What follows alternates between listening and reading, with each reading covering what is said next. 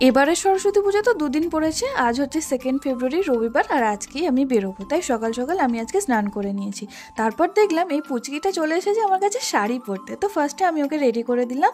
এবার আমি আমার ব্রেকফাস্টটা করে নেবো। আর আজকে তো ব্রেকফাস্টে ছিল লুচি আর তার সাথে আলুর দম। ব্রেকফাস্ট সেরে আমি এবার রেডি হব, পরছি এই ইয়েলো কালারের শাড়ি। এবারে সরস্বতী পুজোতে তো আমি এভাবেই সেজেছি। কেমন লাগছে আমায় অবশ্যই কমেন্টে জানিও।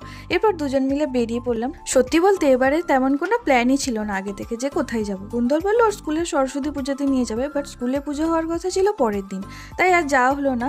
এরপর এই জায়গাটায় কয়েকটা ফটো তুলে দিল ও আমায়। আর ক্যামেরা অন করলে যে ওর হাসি সব কোথায় যায় আমি জানি না, সেটাই দেখো। হাসো একটু বাবা, একটু হাসতে হয়। যাই হোক, এরপর আমরা চলে আসি সাউথ সিটি মলে। এখানেও দেখলাম প্রচুর লোকজনের ভিড়, সরস্বতী পুজো বলে কথা।